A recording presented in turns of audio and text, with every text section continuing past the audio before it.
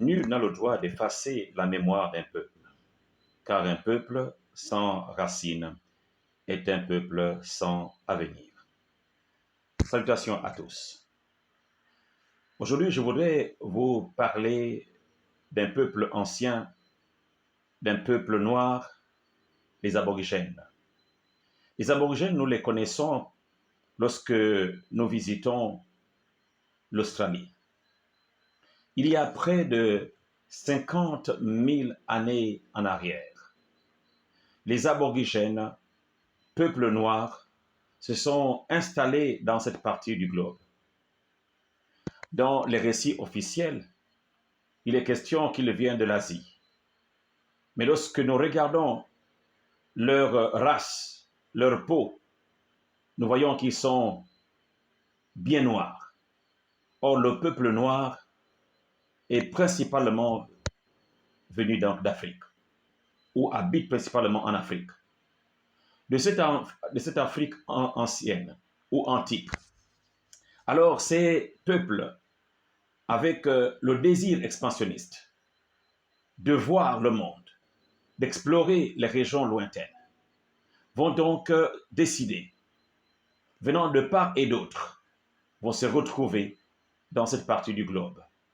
En trouvant cette terre, ils vont estimer que c'est bien de vivre là.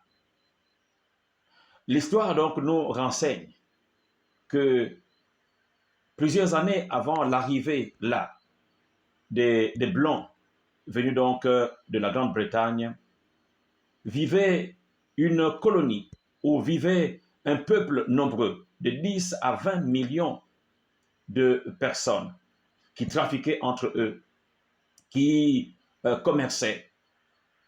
Il y avait certaines ethnies ou certains groupes ethniques qui dominaient sur les autres dans l'objectif du règne, d'exercer un certain pouvoir, mais nullement dans l'objectif d'éradiquer un peuple. Voici que dans les années 1788 vont arriver les Européens. Que s'est-il passé?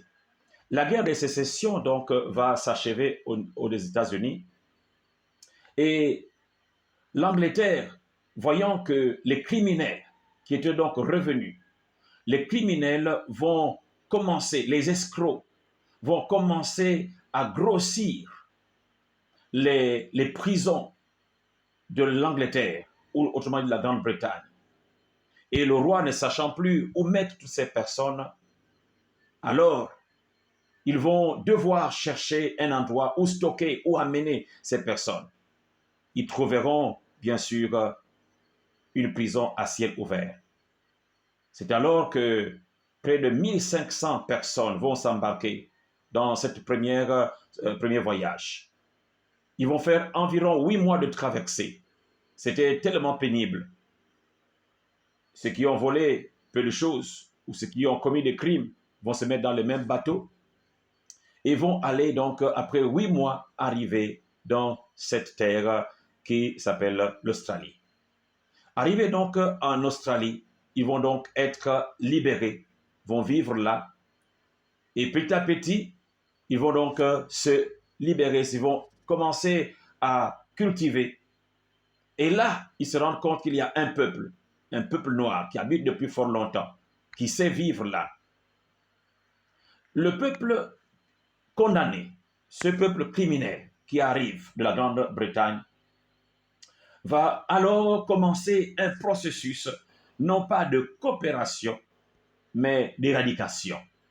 Esclavage, meurtre, tuerie, tellement que les massacres étaient assez gigantesques, que les populations autochtones, c'est-à-dire ces aborigènes, ne pouvaient plus rester là.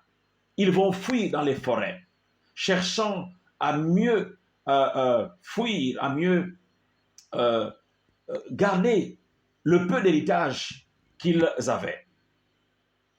Les uns et les autres voyaient et les enfants mourir, les femmes être violées et tuées, les hommes être complètement éradiqués, tués à bout portant devant les leurs. Un grand massacre. Ces aborigènes vont donc commencer à faire une course dans les fins fonds et finalement, non seulement la guerre, autrement dit la guerre meurtrière, mais et la maladie, parce qu'ils avaient quitté leur village, ils avaient quitté leur ville, là où ils s'étaient développés. Ils pouvaient maintenant, aujourd'hui, en ce temps, commencer à vivre de la chasse, de la cueillette, de la pêche. Et c'est ainsi que